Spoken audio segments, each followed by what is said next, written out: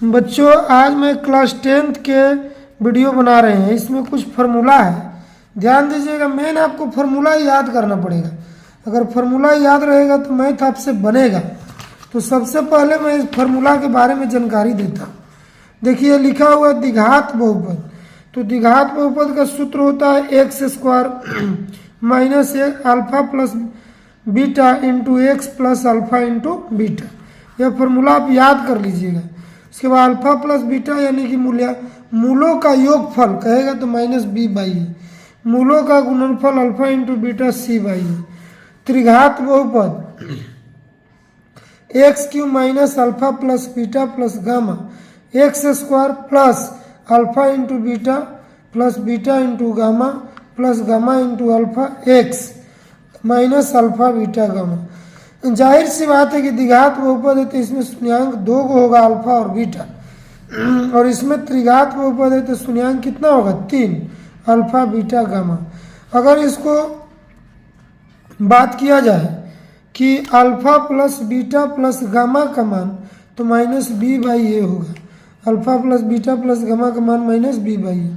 Alpha into beta plus beta into gamma plus gamma into alpha बराबर C by A. Alpha beta gamma बराबर minus D by A. यह सवाल आपको थोड़ा सा घुमा के देगा। मूलों का योगफल तो माइनस बी बाई ए। दो शून्यांकों के गुणनफल का योगफल तो इसका प्रयोग करना सी बाई ए। और गुणनफल कहेगा मूलों का गुणनफल अल्फा बीटा गामा बराबर माइनस डी बाई। तो ये फार्मूला आप याद रखिएगा, बिना फार्मूला का मैथ बनेगा नहीं।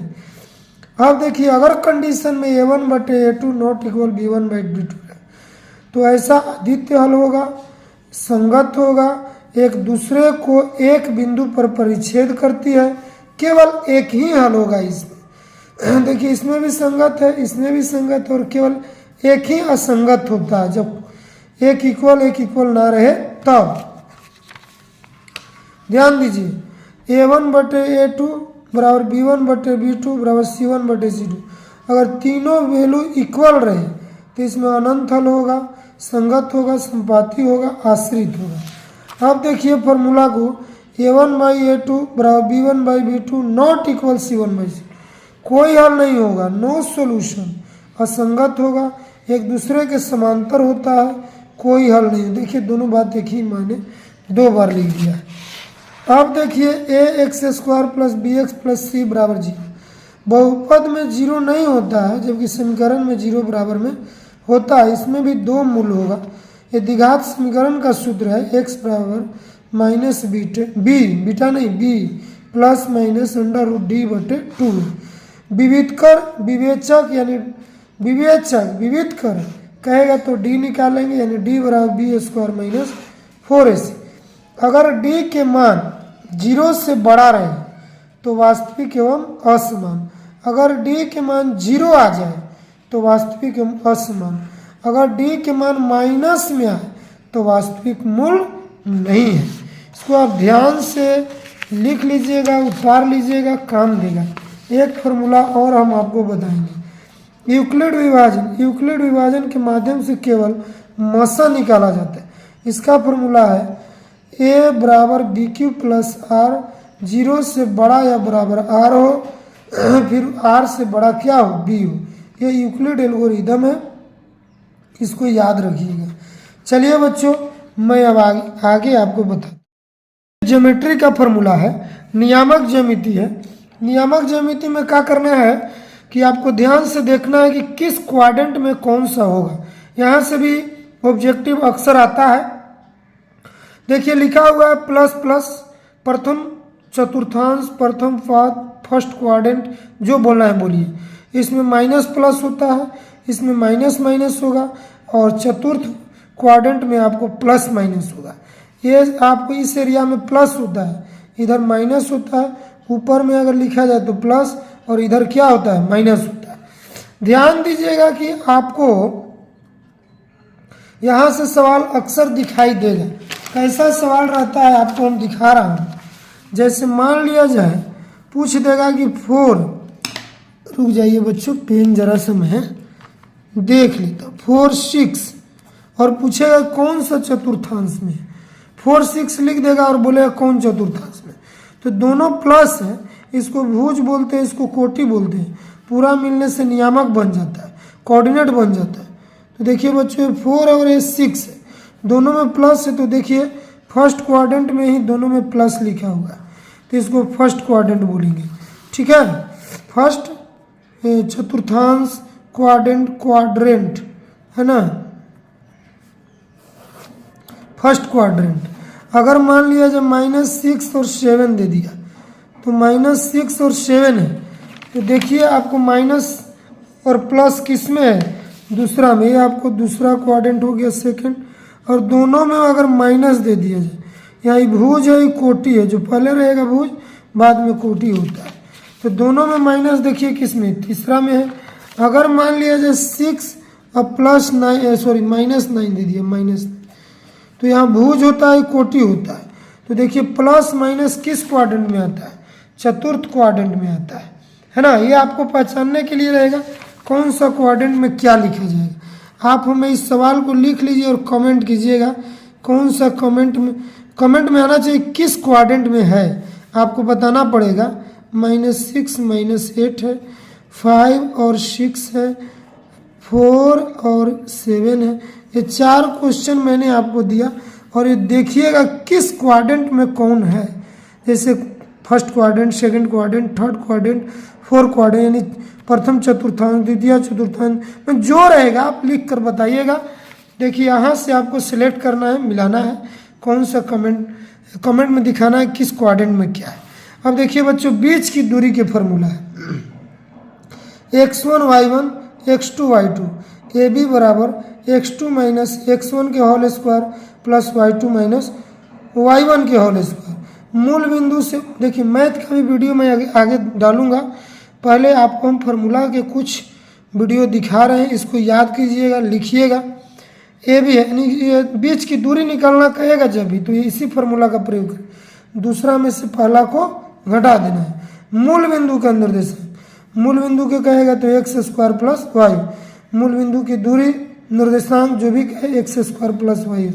मूल बिंदु के कोऑर्डिनेट निर्देशांक 0 0 होता है। मध्य बिंदु के निर्देशांक x बराबर x1 plus x2 by 2, y बराबर y1 प्लस y2 बाई 2। विभाजन सूत्र जिसे सेक्शन फार्मूला कहेंगे, x बराबर m1 x2 plus m2 x1 बटे m1 प्लस m2, y बराबर m1 y2 plus m2 y1 बटे m1 प्लस m2। यह विभाजन सूत्र है, अंतः विभाजन का फॉर्मूला है। अगर यह बा विभाजन कहेगा तो यह माइनस कर देना है, प्लस को केवल माइनस में बदल देना है। यह अंतः विभाजन का सूत्र है। केंद्रक के निर्देशांक x बराबर x1 plus x2 plus x3 by 3, y बराबर y1 plus y2 plus y3 by 3। त्रिभुज के क्षेत्रफल निकालना कहे तो 1/2 x1 y2 minus y3 plus x2 y3 minus y1 plus x3 y1 minus y2। संरेख कहेगा तो त्रिभुज का क्षेत्रफल 0। यदि क्वेश्चन में रहेगा k का मान ज्ञात करें, t का मान ज्ञात करें और संरेख दिया रहेगा तो इसी फार्मूला का प्रयोग करेंगे। x1 y2 minus y3 plus x2 y3 minus y1 x3 y1 minus y3 बराबर 0, मतलब 1/2 को हटा देना है। आगे देखेंगे बच्चों त्रिभुज के अंतः केंद्रक का निर्देशांक x बराबर a x1 plus b x2 plus c x3 बटे a plus b plus c, y बराबर a y1 plus b y2 plus c y3 बटे a plus b plus c। यह मैंने आपको नियामक ज्यामिति के सूत्र के बारे में जानकारी दिया। अब देखिए बच्चों समांतर श्रेणी के फॉर्मूला है, अर्थमेटिकल प्रोसेस। इसका एक एक करके चैप्टर वाइज भी हम वीडियो डालेंगे, पहले आप फार्मूला ध्यान से याद कर लीजिए। T1 बराबर a plus n minus 1 into D. अगर कहेगा nवां पद ज्ञात करें, पाँचवां पद ज्ञात करें, सातवां पद ज्ञात करें, यानी कि वहाँ पद ज्ञात करें तो इस फार्मूला का प्रयोग करें। Tn बराबर a plus n minus 1 into d. Sn के मतलब योगफल होता है। क्वेश्चन में अगर योगफल कहे तो n/2 2a plus n minus 1 into D होता है। एसएन बराबर दो फार्मूला, एक होता है n/2 प्रथम पद प्लस अंतिम पद। प्रथम n पदों n प्राकृतिक संख्याओं का योगफल कहे तो n इंटू एन प्लस 1/2 करना है। प्रथम n विषम प्राकृतिक संख्याओं का योगफल कहे n स्क्वायर लिख देना है। समांतर माध्य बराबर होता है a प्लस b/2, यानी कि a माध्य निकालना है, समांतर माध्य। अंतिम से nवां पद l minus n minus 1 into n, l मतलब tn होता है। समांतर श्रेणी के 3 संख्याओं के बारे में अगर पूछे तो alpha minus beta comma alpha, alpha plus beta. समांतर श्रेणी के 4 संख्याओं का योगफल कहे alpha minus 3 beta, alpha minus beta, alpha plus beta, alpha plus 3 beta. समांतर श्रेणी के 5 संख्याओं का योग alpha minus 2 beta, alpha minus beta, alpha, alpha plus beta, alpha plus 2 beta. अब कहता है समरूप त्रिभुज, सिमिलर ट्रायंगल्स के बारे में। समरूपता के अध्ययन सबसे पहले थेल्स ने किया था, यानी थेल्स ने सबसे पहले समरूपता के अध्ययन किया था। समरूप बहुभुज के शर्त कहिए या समरूप त्रिभुज के शर्त कहिए सेम ही होता है। एक बहुभुज के सभी कोण क्रमानुसार दूसरे बहुभुज के संगत सभी कोण के बराबर अर्थात वे समकोणिक होते हैं। उनकी संगत भुजा समानुपाती होती है। 2 त्रिभुज एक दूसरे के समरूप कहे जाएंगे यदि उनके संगत कोण समान हो, उनकी संगत भुजाएं समानुपाती हो। अब देखिएगा बच्चों, यदि 2 त्रिभुज समकोणिक है तो वे आपस में समरूप होंगे। यदि 2 त्रिभुज की संगत भुजाएं समानुपाती है तो वे त्रिभुज आपस में समरूप होते हैं। 2 समरूप त्रिभुज की परिमितियों का अनुपात उनकी संगत भुजाओं के अनुपात के बराबर होता है। 2 समरूप त्रिभुज की संगत भुजाओं का अनुपात उनकी संगत मध्यिका के अनुपात के बराबर होता है। अब देखिए मैं आगे दिखाता हूँ। यहाँ देखिए फॉर्मूला है वृत्त से। वृत्त के क्षेत्रफल पाई आर स्क्वायर होता है। वृत्त के परिधि 2 पाई आर होता है। वृत्त के व्यास 2 गुने आर, आर माने त्रिज्या। वृत्त के त्रिज्या d/2 यानी व्यास के आधा। इसे पाई लिखते हैं, आर यानी त्रिज्या, d मतलब व्यास। पाई के मान 2 होता है, 3.14 या 22/7। अगर फिजिक्स में वैल्यू रखा जाए तो 3.14 होता है। ऐसे 22/7 मैथ में ज़्यादा प्रयोग होता है। हाँ, अगर मैथ में कहे कि पाई के मान 3.14 रखे तभी रखना है, अन्यथा 22/7 का ही प्रयोग करना है। पाई एक अपरिमेय संख्या हो। अर्धवृत्त का क्षेत्रफल 1/2 पाई आर स्क्वायर होता है। अर्धवृत्त के परिमाप r इंटू पाई प्लस 2 होता है। सेक्टर यानी त्रिज्यखंड, त्रिज्यखंड का क्षेत्रफल परिमाप, त्रिज्यखंड के परिमाप 2r plus pi r theta बटे 180 होता है। त्रिज्यखंड के क्षेत्रफल पाई आर स्क्वायर थीटा बटे 360 होता है। थीटा के मतलब कोण होता है, कोण का मान। त्रिज्यखंड के चाप की लंबाई पाई आर थीटा बटे 180 होता है।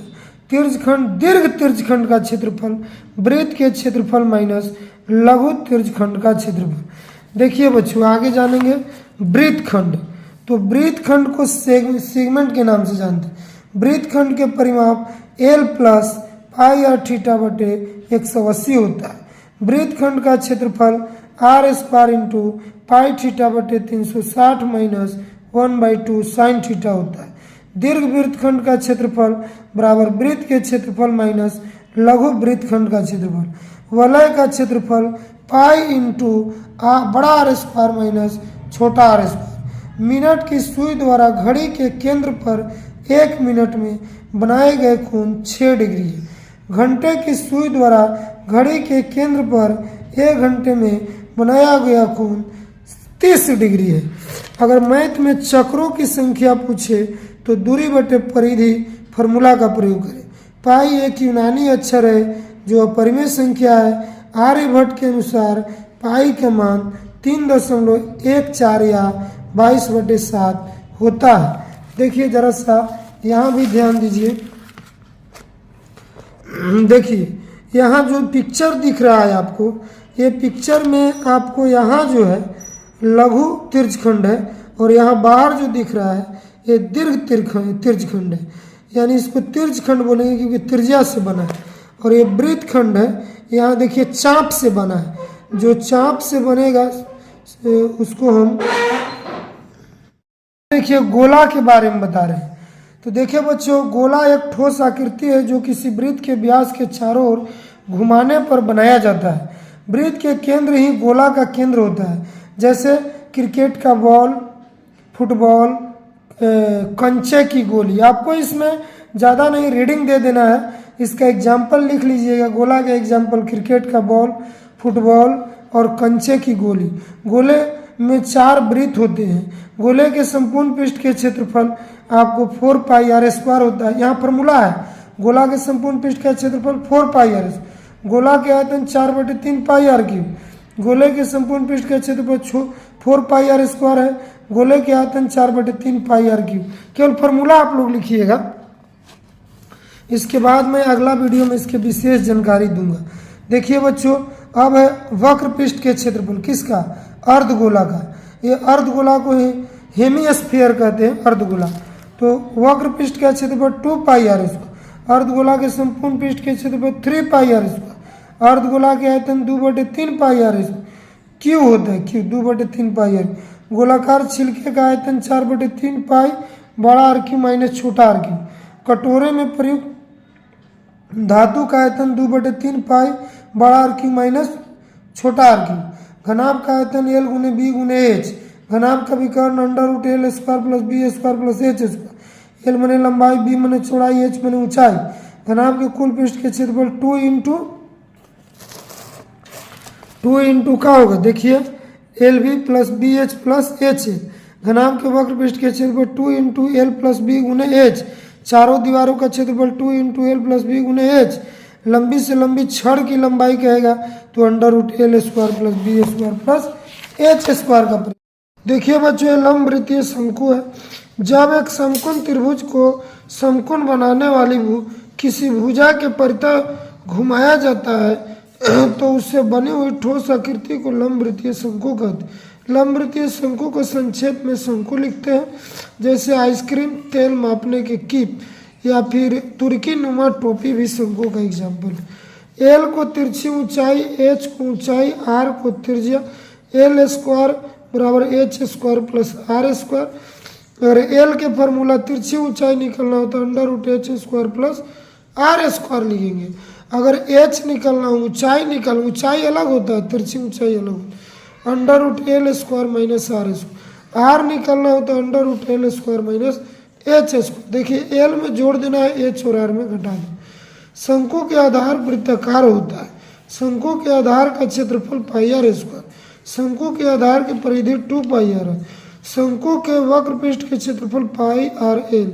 शंकु के संपूर्ण पृष्ठ के क्षेत्रफल pi r into r plus l या एल प्लस आर। इसको इधर उधर लिख सकते हैं ब्रैकेट के अंदर, कोई दिक्कत नहीं। शंकु के आयतन 1/3 पाई आर स्क्वायर एच होता है। देखिए बच्चों, घन के आयतन है। घन के आयतन भुजा क्यों? घन के वक्र पृष्ठ के क्षेत्रफल 4 गुने भुजा स्क्वायर। घन के कुल पृष्ठ के क्षेत्रफल 6 गुने भुजा स्क्वायर। घन के विकर्ण √3 गुने भुजा होता है। अब लंब वृत्तीय बेलन है। तो बेलन देखो लिखा हुआ है कि एक आयत को उसकी किसी भुजा के परितः घुमाने पर जो ठोस की आकृति बनती है उसे लंब वृत्तीय बेलन का।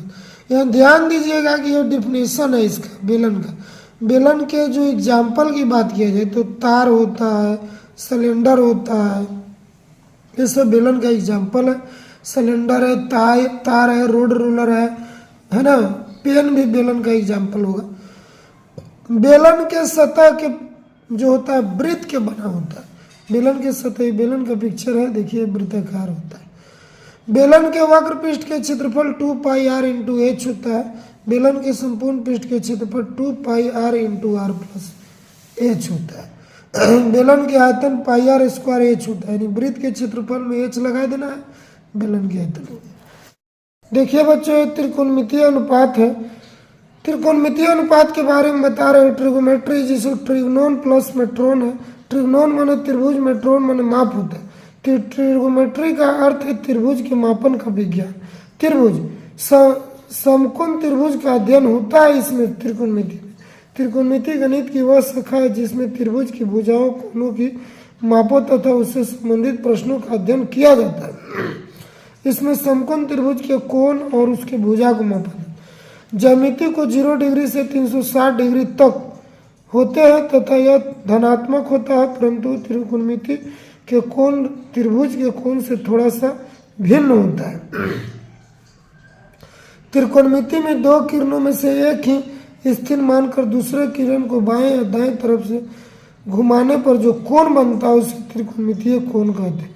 ट्रिगोमेट्रिकल रेशियो त्रिकोणमितीय अनुपात 6 होते हैं। Sine theta p by h, इसको याद कर लीजिएगा, काम करेगा। Cos theta b by h, tan theta p by b. Sine के उल्टा कोसेक होता है एच बाई बी, कॉस के उल्टा होता है सेक एच बाई बी, है ना। टेन का उल्टा होता है कॉट, टेन में पी बाई बी तो इसका होगा बी बाई पी। साइन के पी बाई एच, कोसेक के एच बाई पी, यानी कि नंबरेटर डिनोमिनेटर चेंज हो जाता है। हाइपोटेनियस का मतलब कर्ण, यानी एच को कर्ण कहते हैं, पी को परपेंडिकुलर या लंब कहते हैं, बी को आधार यानी बेस कहते हैं। थोड़ा सा लिखने का रूल समझिए। साइन स्क्वायर का मतलब ऐसा लिखा जाएगा कॉस, देखिए कॉस स्क्वायर थीटा, देख लीजिए थोड़ा सा रूल है, आप जरा समझिएगा।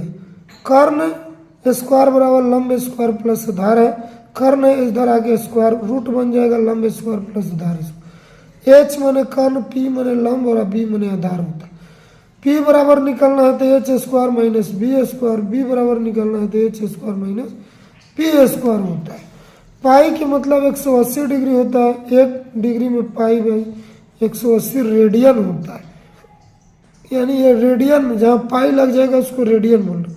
30 डिग्री को रेडियन में अगर चेंज करना है तो पाई बाई 6, 45 को पाई बाई 4 और 60 डिग्री को पाई बाई 3 और 90 को पाई बाई 2 होता है और 2 पाई बराबर 360 होता है। कोण का मात्रक रेडियन या डिग्री होता है। चलिए अब देखिएगा, आगे आपको हम दिखा रहे हैं, ध्यान दीजिए बच्चों। साइन थीटा, साइन थीटा का अधिकतम मान 1 और न्यूनतम मान 0 होता है। कॉस थीटा का अधिकतम मान 1 और न्यूनतम मान 0 होता है। Sine theta, tan theta, sec theta में जब थीटा बढ़ता है तो मान बढ़ता है। कोसेक थीटा, टेन थीटा और सेक थीटा जब आपको घटता है तो मान घटता है। ध्यान दीजिए यहाँ कॉट होना चाहिए, है ना। 0 डिग्री, 90 डिग्री, देखिए ये डिग्री का मान आपको याद कर लीजिएगा, एग्जाम में अक्सर आएगा। Sine 0 degree, cos 90 degree, tan 0 degree, cot 90 degree का मान 0 होता है। एक बार में 4 को याद कीजिए, कॉस 90, कॉट 90, साइन 0, टेन 0 का मान 0 होता है। कॉस 0, साइन 90, सेक 0, कोसेक 90, टेन 45, कॉट 45 का मान 1 होता है। टेन 30, कॉट 60 का मान 1/√3 होता है। टेन 60, कॉट 30 का मान √3 होता है। आगे देखिए, साइन 45, कोस 45 के 1/√2, सेक 45, कोसेक 45 के √2 होता है। सेक 60, कोसेक 60 का मान 2 होता है। अब देखिए कॉस 30 और साइन 60 का मान √3/2, cos 0, sec 0, tan 90, sec 90, cosec 0 का मान अपरिभाषित। याद कर लीजिएगा, important formula. Sine theta into cosec theta बराबर 1, sec theta into cos theta into sec theta बराबर 1, tan theta into cot theta बराबर 1। साइन के उल्टा 1/कोसेक थीटा होगा। ये रेसिप्रोकल फॉर्मूला है, रेसिप्रोकल रिलेशन है, व्युत्क्रम संबंध है। साइन का उल्टा 1/कोसेक, कोसेक का उल्टा 1/साइन, कॉस का 1/सेक, सेक के 1/कोस। आगे यहाँ देखिए, टेन के 1/कॉट, कॉट का 1/टेन हो जाएगा। अब थोड़ा सा और है, ध्यान दीजिएगा, आपको हो जाएगा। साइन थीटा बटे कॉस थीटा बराबर टेन थीटा, कॉस थीटा बटे साइन थीटा बराबर कॉट थीटा और वर्ग संबंधी square relation. Sec square theta minus tan square theta बराबर 1, cosec square theta minus cot square theta बराबर 1, sine square theta plus cos square theta बराबर 1। Sine square theta का formula 1 minus cos square theta, cos square का 1 minus sine square theta, sec square के 1 plus tan square theta, cosec square के 1 plus cot square theta. आगे देखिए, ten square theta बराबर sec square theta minus 1, cot square theta बराबर cosec square theta minus 1, under root 1 minus sine square theta बराबर cos theta, under root cos square theta बराबर sine theta. देखिए सब formula आपको उतार कर 5-6 बार प्रैक्टिस करना पड़ेगा, तब अपने आप याद हो जाएगा। Under root 1 plus tan square theta sec theta, under root cot square theta cosec theta, cot theta बराबर under root cosec square theta minus 1, tan theta बराबर under root sec square theta minus 1। तो मैंने अभी तक जो भी formula आपके सामने दिया उसको लिख कर याद कर लीजिएगा, फिर उससे आपको संबंधित और भी मैथ फार्मूला जो भी होगा हम आपको बताएंगे, है ना। लिख कर याद कीजिएगा ताकि आपको एग्जाम में फार्मूला से संबंधित बातें समझ में आ जाए। अब थोड़ा सा और आपको जानकारी हम दे देते हैं। देखिए प्राकृतिक संख्या गिनती के संख्या कहते हैं, इसमें छोटा प्राकृतिक संख्या 1, पूर्ण सबसे छोटा पूर्ण संख्या 0, और पूर्णांक अलग होता है जिसको इंटीजर कहते हैं, इसमें माइनस होता है, माइनस प्लस दोनों होता है। परिमेय संख्या को रूट में ही लिखा जाता है, और ना भी रूट में रहे तो चलेगा। अब रूट में रहेगा परिमेय संख्या तो रूट से बाहर निकलना चाहिए तब परिमेय संख्या। अपरिमेय संख्या पाई जहाँ लग जाए अपरिमेय, रूट 5 रूट 3 ये नहीं निकलेगा रूट से बाहर, 4 निकल जाएगा तो परिमेय या परिमेय। सम संख्या 2 4 6, सबसे छोटा सम संख्या 0 हो जाएगा, याद रखिएगा सबसे छोटा सम संख्या 0। सबसे छोटा विषम संख्या 1, भाज्य सबसे छोटा भाज्य संख्या 4, सबसे छोटा अभाज्य संख्या 2, सअभाज्य संख्या जी वैसा दो संख्या जिसका मसा 1 हो उसको सअभाज्य संख्या, है ना। आपको ध्यान देना पड़ेगा तभी होगा। और आगे आपको अगला वीडियो में हम जानकारी देंगे। थोड़ा वीडियो लंबा हो गया इसीलिए अब इस वीडियो को इतना ही पर हम छोड़ देते हैं। तब तक के लिए अगला वीडियो को ध्यान दीजिएगा। धन्यवाद।